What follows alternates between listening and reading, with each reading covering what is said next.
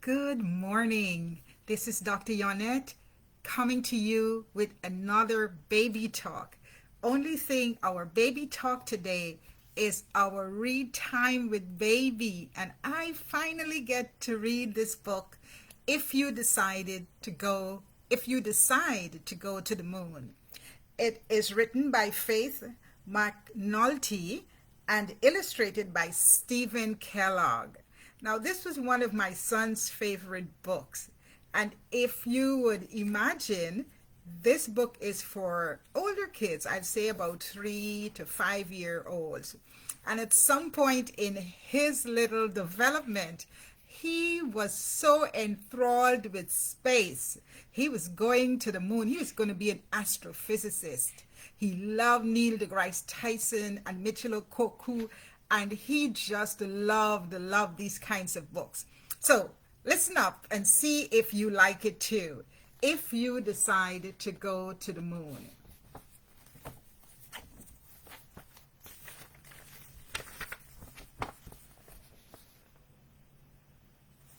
It's a little lengthy, but bear with me. You're going to love the story.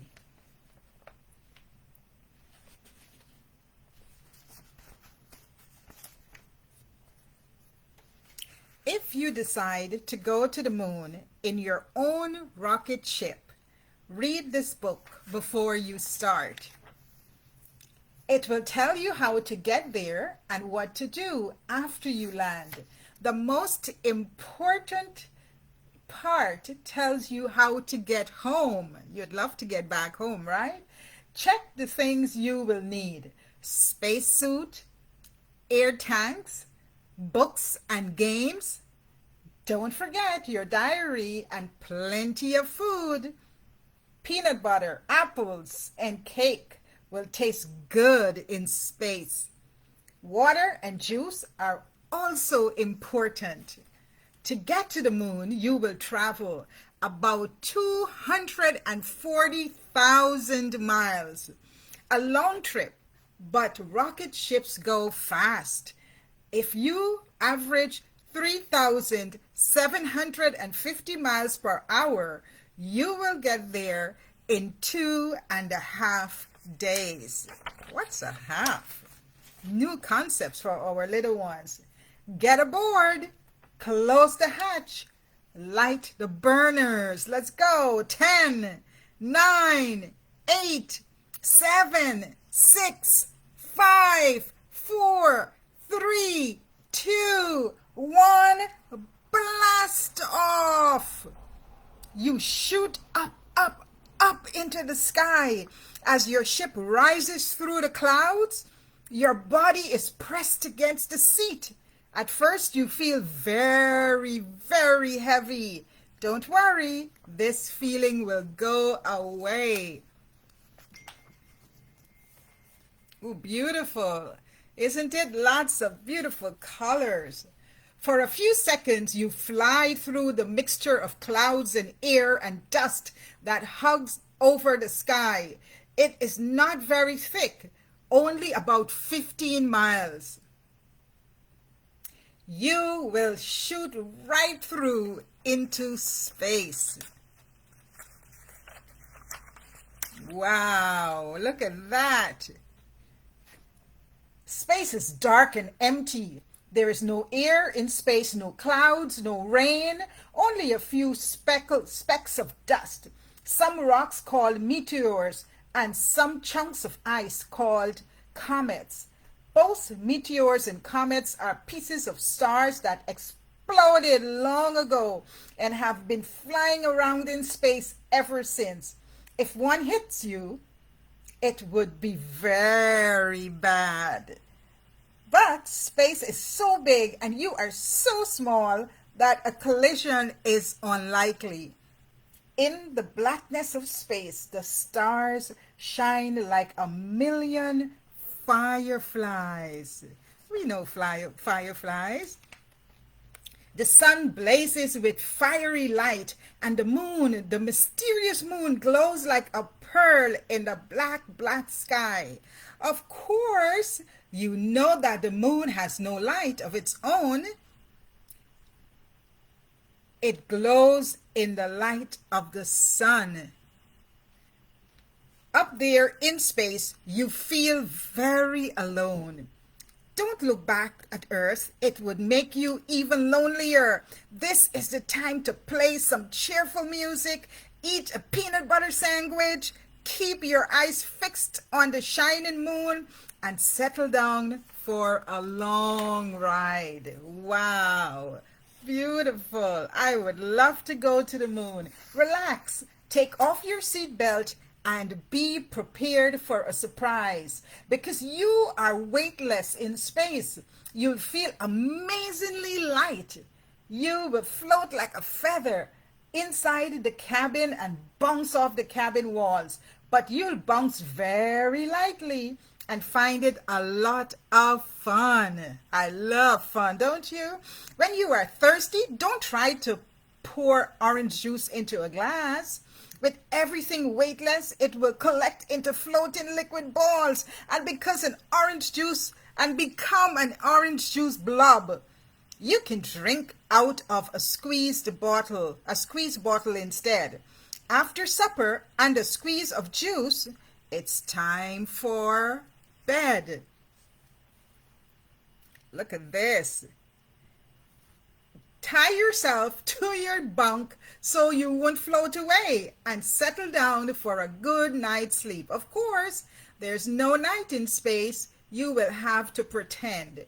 Try to have sweet dreams. Wow, look at these colors. Orange and black and white, all kinds of colors. When you wake, you will be much closer to the moon. It will be big and round and very bright, with dark patches that look like lakes or seas. They were made billions of years ago when the moon was very hot enough to melt stone. Look at the moon. It's big and round. Now and then, melted stones splattered up through the crust and spread out of the surface like spilled soup. When it cooled, it hardened into stone called lava. From Earth, these smooth, dark places look like oceans. More colorful pictures. Look at that. Playing cards will help to pass the time, but if you drop them, they will drift. Drift around the cabin like butterflies. Floating around to catch them feels like swimming in a dream. But you still have a long way to go. When you are tired, lie down and look at the stars. On Earth, you see only the stars that are above you. Up there are stars in every direction. You might write in your diary, I wonder how far space goes and when it ends. Ooh, this is dark and gray. At last, when you have read all your books and played all your games, you wake up from a nap and see the moon right there below you. It is the moon that's dark and gray. You look down on an endless desert. The ground is covered with rocks and round craters. Craters are really holes made by meteors that have rained down on the moon through the ages. Some were huge and made deep holes hundreds of miles across. Of course, you steer clear of those rocky places. At last you see a lava-like lake below, the sea of tranquility. Get ready to land. As you descend, your craft shivers and shakes. It settles softly like a pump. You are on the moon. Your first look will be disappointing. All you see through your porthole is a cloud of dust stirred up by your landing. Put on your spacesuit and air tank while you wait for it to settle. Then open the hatch and jump out. Look at you jumping right out of the spaceship. You will land lightly. The moon is smaller than the earth and has less gravity to pull you down. If you weigh 60 pounds on earth, you will weigh only 10 pounds on the moon. Your first step will be difficult. You will rise in the air and leap forward like a kangaroo. But once you learn how, walking will be fun. Each step takes you 5 times as far as on Earth, leaping over boulders and craters. You cover the ground with magical swiftness. The moonscape is strange, but it doesn't look dangerous. The dust reminds you of cake flour. You wish you could take off your suit and play in it. As you keep walking, the silence and stillness are eerie. Nothing moves. The boulders are hills, and hills have strange shapes. Some hills look like dinosaurs. Some boulders look like giant turtles or weird birds or a herd of cows. A heap of jagged rocks look like a ruined castle. You feel as if you might be in a fairy tale. Or is it a dream? Look at that. Look at those shapes. Your map tells you that the astronauts' camp is just over the hill. As you climb, you wonder if things will look different on the other side. Will you find something green, something alive, a meadow of moon grass, a herd of moon cows?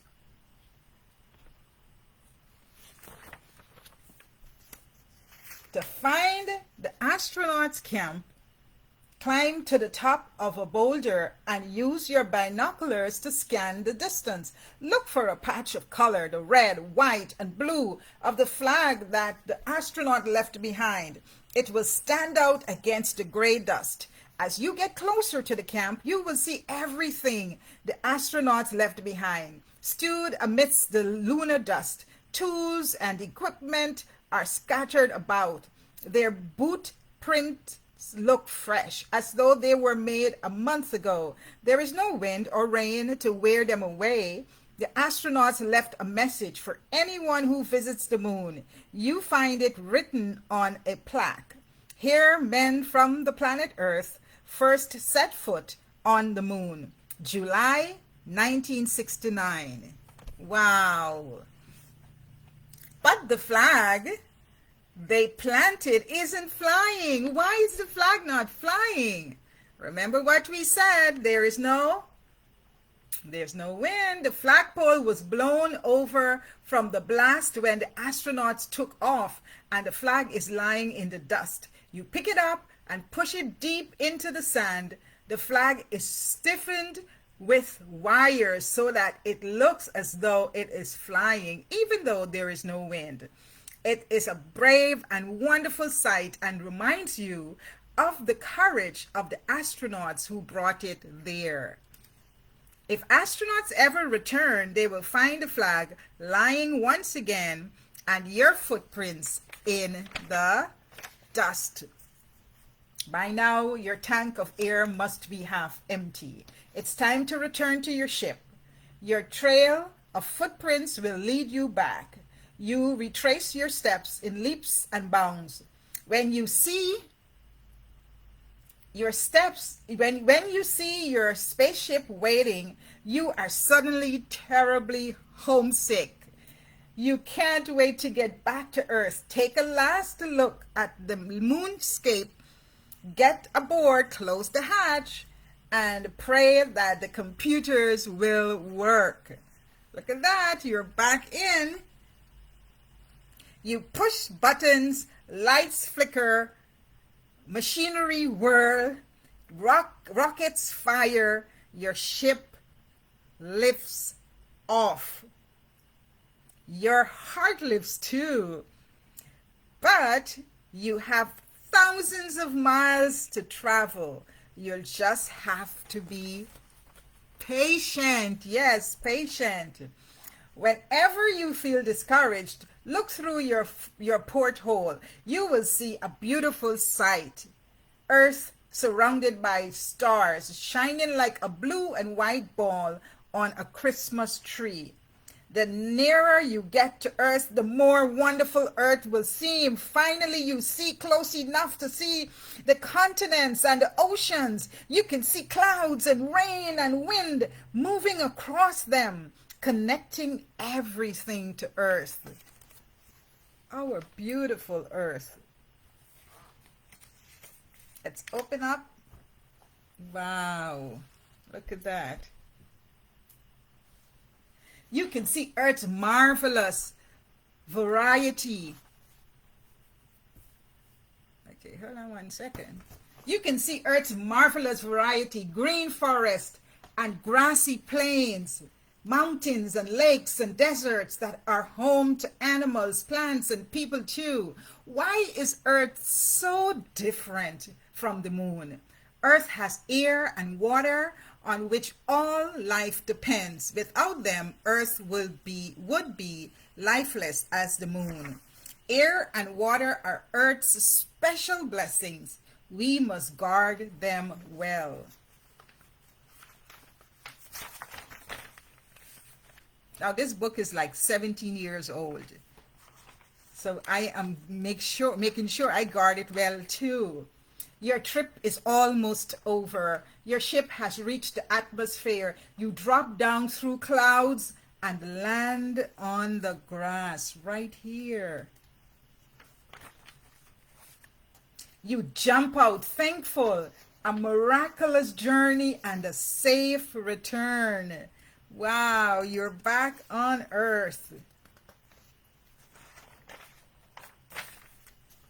As you bend down to kiss the ground, you promise you will always do your best to protect all life on our beautiful Earth.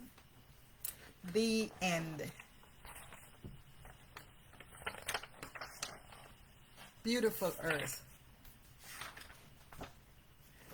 Now, did you like this book? I love this book. If you decide to go to the moon. Thank you for joining me. Remember, keep reading to your baby so that he or she can develop language and become a literate individual in society. Reading is very, very important to success. This is Dr. Yonnette. Thank you for joining me. Remember, take care of baby and take care of you.